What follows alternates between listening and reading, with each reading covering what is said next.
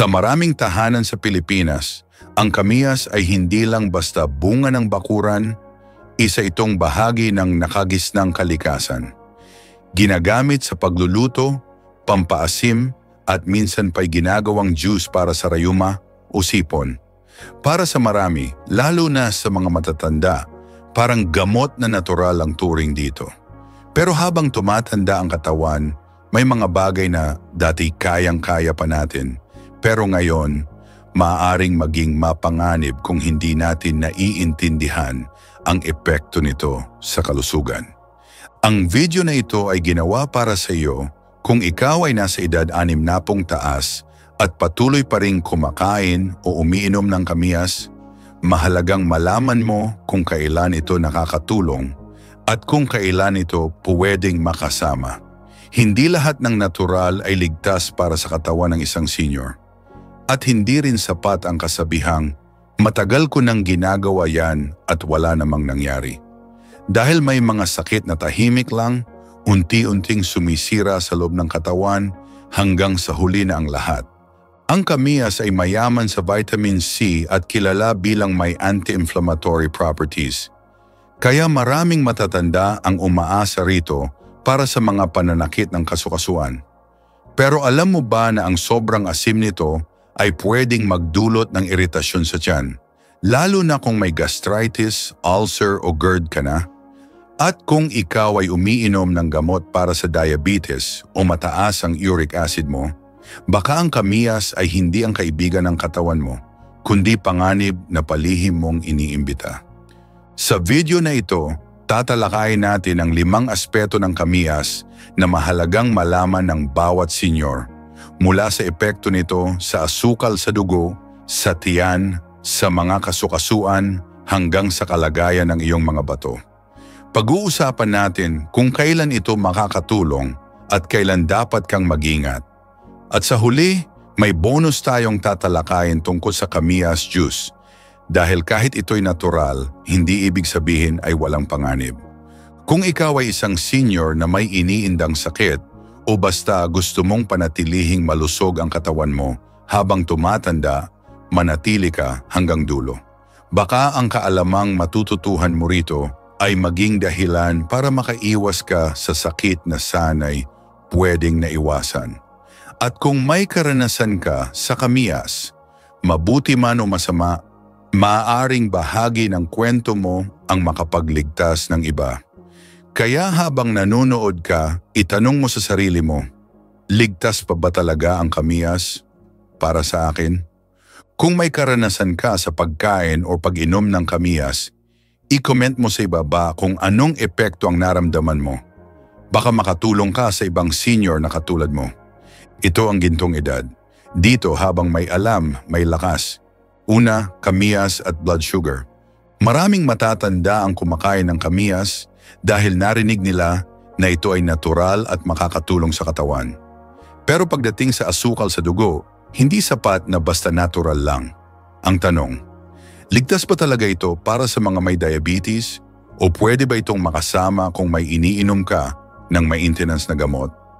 Ang kamiyas ay may taglay na mga compound na maaaring makatulong sa pagpababa ng blood sugar sa ilang tao. May mga preliminary studies na nagpapakita na ang ilang bahagi ng kamiyas, tulad ng extracts nito, ay may epekto sa insulin sensitivity. Kaya may mga nagsasabing mainam ito para sa mga taong may mataas na asukal.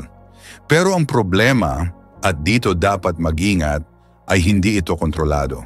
Ibig sabihin, hindi mo alam kung gaano karaming kamiyas ang pwedeng magpababa ng asukal mo ng sobra. At kapag nagkataon, imbes na gumaling ka, baka biglang bumagsak ang iyong blood sugar sa delikadong level. Isang halimbawa nito ay si Mang Rudy, 66 na taong gulang. Araw-araw siyang kumakain ng hilaw na kamiyas pagkatapos kumain. Isang araw nakaramdam siya ng panginginig at matinding pagod. Nang ipasuri, bumagsak pala ang kaniyang blood sugar. Hindi niya alam na pwedeng makialam ang kamiyas sa epekto ng iniinom niyang gamot para sa diabetes. Ang hindi niya rin alam, hindi lang ito simpleng pagod. Ang sobrang baba ng blood sugar ay pwedeng mauwi sa pagkahimatay o stroke kung hindi naagapan. Kung iniinom mo ang Kamias juice habang may maintenance ka sa metformin o insulin, may panganib na bumaba ng sobra ang iyong glucose level. Ito ang tinatawag na hypoglycemia. At para sa mga senior, ito ay seryosong kondisyon. Pwedeng mauwi sa pagkahilo, pagkawala ng balanse o pagkahimatay. Kapag nadapa ka sa edad na 60 taon pataas, hindi lang pasa ang problema. Pwede itong magdulot ng bali sa balakang o matinding komplikasyon sa buto. Ngayon, paano naman ang mga walang diabetes? Safe ba para sa kanila ang Kamias? Sa pangkalahatan, oo, pero hindi pa rin ito dapat sobra. Tandaan, ang sobrang asim ng Kamias ay may epekto rin sa tiyan at sa mga taong may mababang blood pressure o sensitivity sa acidic na pagkain, pwede pa ring makaramdam ng kakaibang sintomas gaya ng panlalambot o pagkahilo. At kung may kasamang ibang prutas o halamang gamot, baka lalo pang tumaas ang epekto nito. May ilang nagsasabing mas maganda raw ang epekto kapag pinakuluan ang Kamias at iniinom ang pinagpakuluan. Pero tandaan, walang sapat na ebidensyang nagsasabing ligtas ito sa lahat ng kondisyon. Kaya kung iniisip mong gamitin ang Kamias bilang natural remedy sa asukal sa dugo, tandaan, hindi ito kapalit ng gamot. Hindi rin ito dapat gamitin araw-araw nang walang gabay ng doktor. Mas mainam na itanong muna sa iyong manggagamot kung ito'y babagay sa kondisyon mo.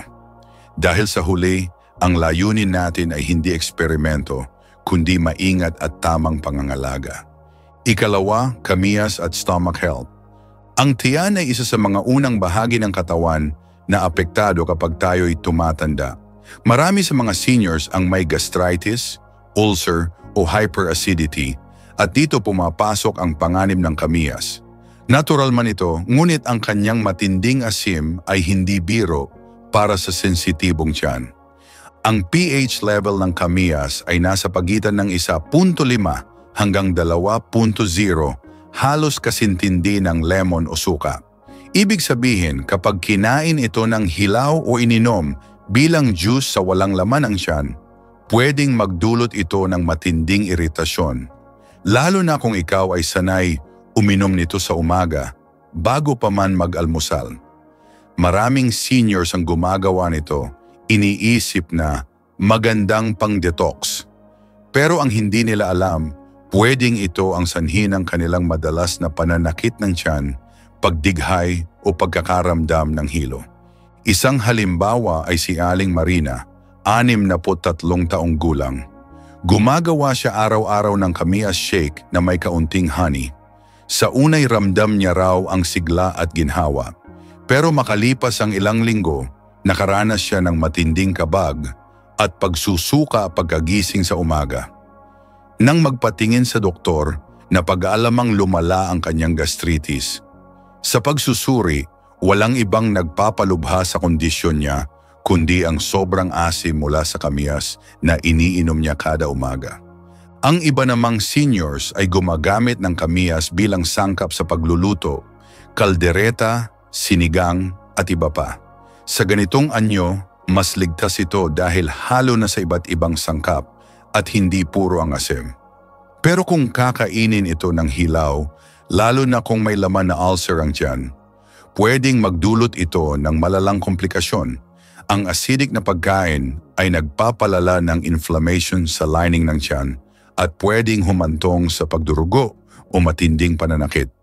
May ilang nagsasabi na ang Kamias ay makakatulong sa pagtunaw ng pagkain o bilang pampagana. Oo, totoo ito sa ilang pagkakataon, pero sa tamang oras at paraan ng pagkain. Hindi ito para sa lahat at hindi rin ito magic fruit na pwedeng isubo basta-basta. Mas lalo na kung ikaw ay umiinom ng maintenance meds tulad ng proton pump inhibitors o antacid, pwedeng makipag-interact ang Kamias at pahinain ang epekto ng gamot.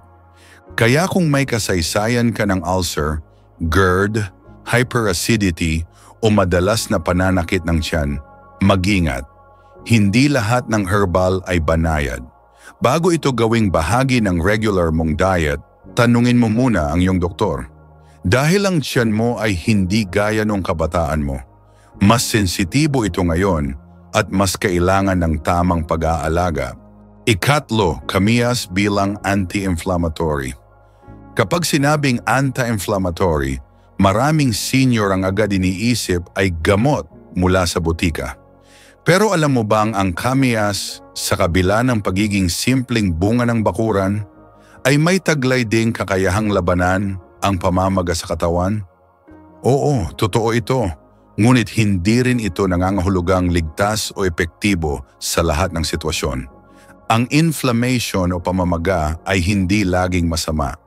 Natural na tugon ito ng katawan para labanan ng impeksyon o ayusin ang nasirang bahagi. Pero kapag chronic o matagal na ang inflammation, tulad ng sa arthritis o rheuma, dun ito nagiging problema.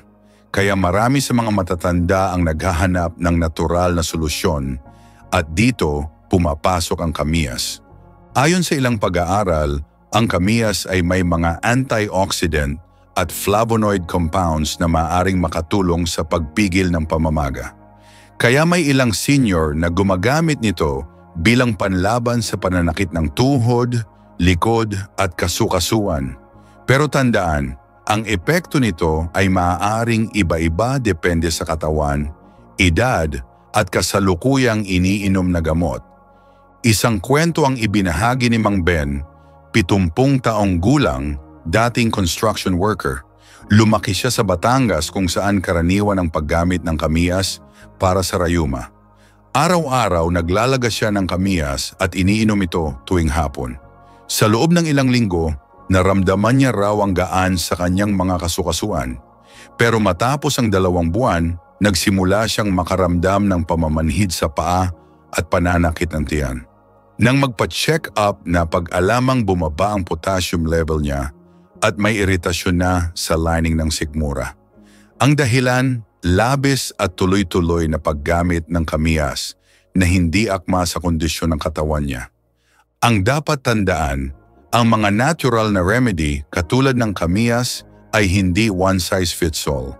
Kung may iniinom kang gamot para sa arthritis o gout tulad ng NSAIDs o colchicine, maaaring makialam ang kamiyas sa epekto ng mga ito. Pwede ring magdulot ng dehydration or electrolyte imbalance kung sobra ang pag-inom ng pinakuluang kamiyas. Gayunpaman, hindi rin natin dapat isantabi ang potensyal ng kamiyas kung gagamitin ng tama. Sa tamang dami at kung ang katawan mo ay hindi sensitibo sa asim, pwede itong maging alternatibong suporta sa mga araw na sumasakit ang mga kasukasuan. Pero ito'y dapat gawin na may kaalaman, hindi basta haka-haka lang. Kung iniisip mong subukan ang kamiyas para sa pananakit ng katawan, huwag agad-agad. Kahit natural ito, pwedeng makaapekto sa blood pressure, electrolyte balance, o tiyan mo nang hindi mo inaasahan. May ilang kaso na kapag hinalo sa ibang halamang gamot o supplements, lalong tumitindi ang epekto, hindi laging sa mabuting paraan. Kaya kung kasalukuyan kang umiinom ng vitamins, herbal tea o maintenance, mas mabuting itanong muna sa iyong doktor. Sa halip na ginhawa, baka panganib ang dumating kung hindi mo alam ang tunay na kondisyon ng katawan mo. Magtanong sa iyong doktor dahil minsan ang tunay na panganib ay hindi ang sakit, kundi ang tiwalang wala namang basehan. Ika-4, kamiyas at kidney health. Tahimik pero matindi, ganyan ang epekto ng kamiyas sa kalusugan ng bato kapag hindi ito ginamit ng maingat. Sa unang tingin, parang walang masama. Pero alam mo bang ang kamiyas ay may mataas na taglay na oxalates? Isang compound na maaaring magpabuo ng bato sa bato o kidney stones kung sobra ang intake. Lalo na kung kulang ka sa tubig o may kasaysayan ka na ng kidney problems. Si Mang Ernesto, 72 taon, ay dating masigla at mahilig sa natural na pagkain. Araw-araw siyang gumagawa ng kamiyas juice. Iniisip na ito ay panglinis ng katawan. Ngunit makalipas ang ilang buwan, nakaramdam siya ng pananakit sa tagiliran at hirap sa paghihi. Sa check-up na diskubre ang maliliit na kidney stones. Ayon sa nephrologist, maaaring ang labis na Kamias juice ang isa sa mga dahilan, lalo't hindi siya sanay uminom ng maraming tubig. Ang sobrang oxalate sa katawan ay humahalo sa calcium at nagiging bato. Kapag kulang ka sa hydration, mas lumalala ang kondisyon. Kaya para sa mga seniors na may maintenance sa kidney o may kasaysayan ng hyperuricemia o gout, ang sobrang Kamias ay dapat iwasan o limitahan.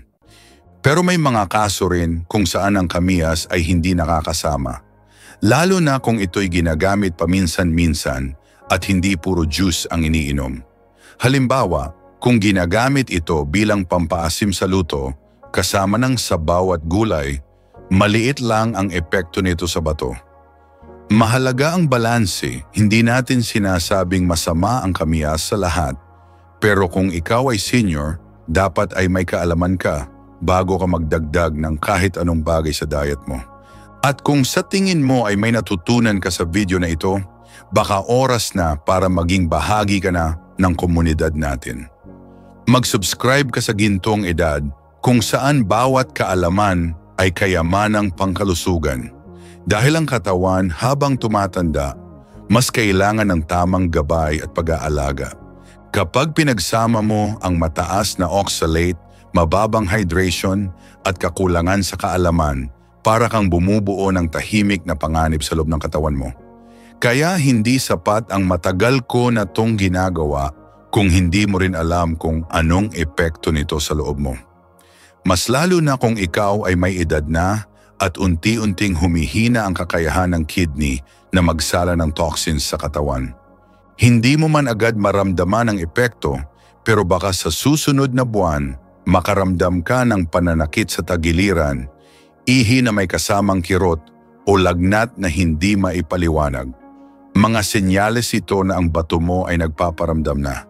At kung mapapabayaan, pwedeng mauwi sa operasyon o dialysis na sana'y naiwasan kung maagang nag-ingat. Kaya kung hindi ka sigurado kung ligtas pa ba sa iyo ang Kamias, huwag manghula, magpakonsulta. Dahil minsan, ang pinakamahal na gamot ay ang payong ibinigay pero hindi pinansin. Ikalima, sino ang hindi dapat kumain ng Kamias? Hindi lahat ng senior ay pare-pareho ang kondisyon ng katawan. May mga taong mabilis mapagod ang sikmura, may iba namang may problema sa asukal, at meron ding may history ng kidney issues. Kaya mahalagang itanong, sino ba talaga ang hindi dapat basta-basta kumain ng Kamias? Unang-una, kung ikaw ay may gastritis, ulcer o GERD, hindi inire-rekomenda ang Kamias, lalo na kung hilaw itong kinakain o iniinom bilang juice.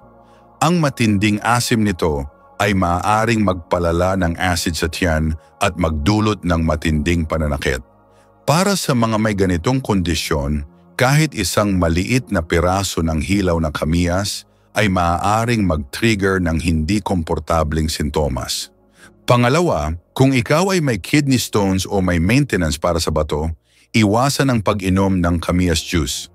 Ang mataas nitong oxalate content ay maaaring magpabuo ng calcium oxalate stones. Lalo na kung hindi ka sanay uminom ng sapat na tubig, ang epekto nito ay pwedeng tahimik pero seryoso. Pangatlo, kung umiinom ka ng gamot para sa arthritis, diabetes o hypertension, huwag sabayan agad ng Kamias. May ilang components ito na maaaring makialam sa epekto ng mga iniinom mong gamot. Halimbawa, kung may maintenance ka na NSAIDs, ang acidity ng Kamias ay pwedeng magpalala sa epekto nito sa tiyan. Hindi rin ito bagay sa mga seniors na may low blood pressure o madaling mahilom.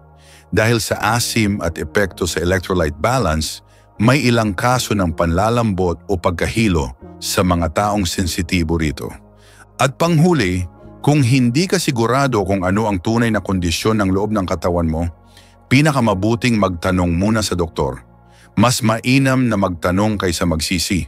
Ang Kamias ay maaaring natural, pero kung mali ang paggamit, natural din ang magiging panganib. Bukod sa mga nabanggit, dapat ding mag-ingat ang mga taong may anemia o mababang iron levels. Ayon sa ilang pagsusuri, ang kamiyas ay maaaring may epekto sa iron absorption dahil sa acid content nito. Kung ikaw ay umiinom ng iron supplements or may iron deficiency, mas mainam na huwag isabay ang kamiyas sa iyong mga pagkain o inumin. May mga tao rin na may tinatawag na food sensitivity o allergic reaction sa acidic fruits. Hindi man ito karaniwan, may mga naiulat na kaso ng pangangati ng lalamunan, rashes sa balat o hirap sa paghinga matapos kumain ng kamiyas. Lalo na kapag hilaw o masyadong puro ang pagkakakonsumo. Minsan ang hindi mo akalaing sanhi ng araw-araw mong pagkapagod o kabag ay isang simpleng prutas na inakala mong ligtas. Kaya kung may nararamdaman kang hindi karaniwan sa tuwing kumakain ka ng kamiyas, obserbahan mo ang sarili mo. Ang katawan ay laging may paraan ng pagbibigay babala. Ang tanong, pinakikinggan mo ba ito? Hindi namin layuning takutin ka. Layunin lang naming ipaalala na kahit ang natural, kapag hindi na ayon sa kalagayan mo, ay maaring maging sanhi ng seryosong komplikasyon. Kung may nararamdaman ka, huwag mahiyang magtanong. Minsan ang sagot sa tanong mo ay makapagliligtas sa iyo sa sakit na pwede sanang naiwasan. Bonus, kamiyas juice. Ligtas ba talaga sa seniors? Maraming matatanda ang naniniwala na ang kamiyas juice ay natural na gamot, pang-detox daw, pampababa ng asukal o panlinis ng katawan. Pero ang tanong, ligtas ba talaga ito kung gagawing regular na inumin para sa isang senior? Unang-una, tandaan na ang juice form ng kamiyas ay puro at mas concentrated kumpara sa simpleng pampaasim sa ulam. Ibig sabihin, mas mataas ang exposure ng katawan mo sa asim at oxalate content nito. Kapag araw-araw mo itong iniinom, lalo na kung walang laman ang tiyan mo, pwede itong magdulot ng iritasyon sa sikmura, pagtaas ng acid, at kahit ulcer sa mga sensitibong tiyan. Pangalawa, maraming kamiyas juice ang hinahaluan ng honey, luya, o iba pang sangkap. Bagamat mukhang healthy, ang kombinasyon ng mga ito ay maaaring makialam sa gamot na iniinom mo. Halimbawa, kung ikaw ay diabetic at umiinom ng maintenance, ang biglaang pagbaba ng blood sugar ay maaaring mapanganib. Isang karanasan ni Aling Gloria, 65 anyos, ang naging babala sa marami. Gumawa siya ng kamiyas juice na may halong luya at konting honey. Sa loob ng 3 araw, nakaramdam siya ng pagsusuka, pangangasim ng tiyan at pamamanhid sa binti. Nang magpatingin na pag-alamang bumaba ang potassium level niya at nairita ang lining ng kanyang bituka. Hindi ibig sabihin ito na masama agad ang kamiyas juice. Sa tamang dami at kung may sapat kang tubig, balanse sa pagkain at malinaw ang kondisyon ng katawan mo, maaaring makatulong ito bilang pampagana o panlinis. Pero hindi ito dapat gawing pamalit sa tubig o inumin ng walang limitasyon. Ang payo namin, huwag mong gawing health shortcut ang kamiyas juice. Bago mo gawing bahagi ng araw-araw mong routine, tanungin ang sarili mo, alam mo ba ang kondisyon mo? May iniinom ka bang gamot? Kumakain ka ba ng sapat? At higit sa lahat, nakausap mo na ba ang iyong doktor? Sa edad na ito, bawat inumin ay may epekto. Kaya piliin mo ang iniinom mo dahil hindi lang panlasa ang tinatamaan, kundi pati ang buhay mo. Huwag mong hayaang ang simpleng juice ay maging sanhi ng mas komplikadong sakit. Hindi lahat ng nakagawian ay dapat ipagpatuloy lalo na kung ang katawan mo ay hindi na gaya ng dati. Ang panlasa ay pwedeng magbago, ang tolerance ng tiyan ay bumababa, at ang resistensya ay unti-unting humihina. Kaya bawat lagok ng iniinom mo ay dapat dumaan sa tamang tanong. Ligtas pa ba ito para sa akin? Maraming nagsasabi na masarap naman at galing pa sa likas na kalikasan. Pero kahit ang likas, kung labis, ay pwedeng maging lason. Hindi mo kailangang isuko ang lahat ng natural na gawi.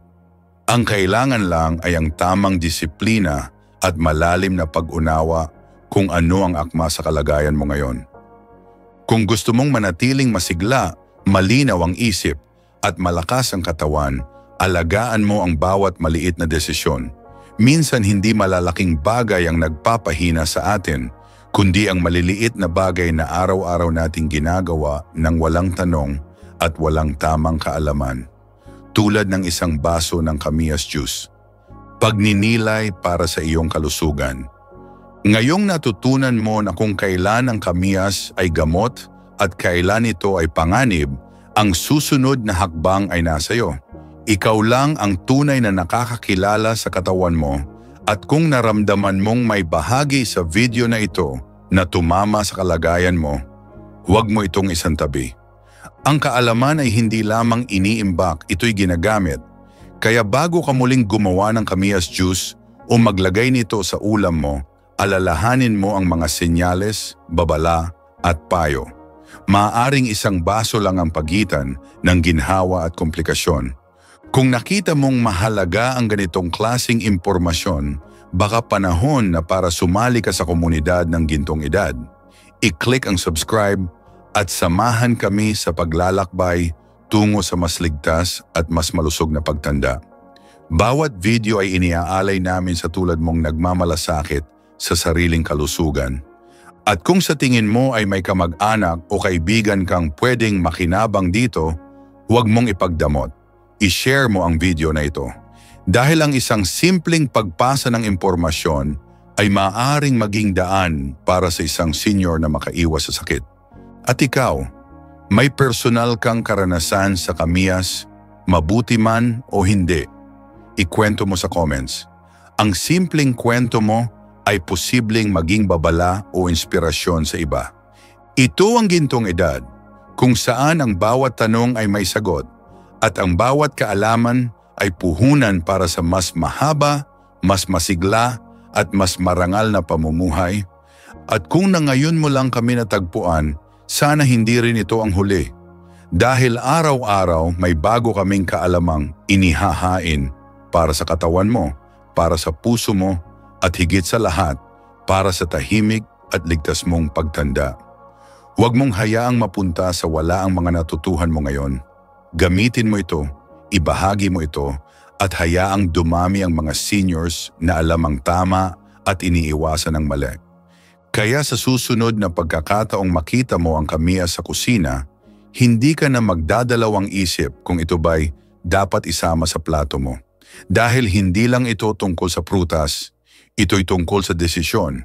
Isang desisyong nakabatay sa kaalaman, hindi sa nakagawian. At sa desisyong ito, sana'y kasama ka pa rin namin sa Gintong Edad.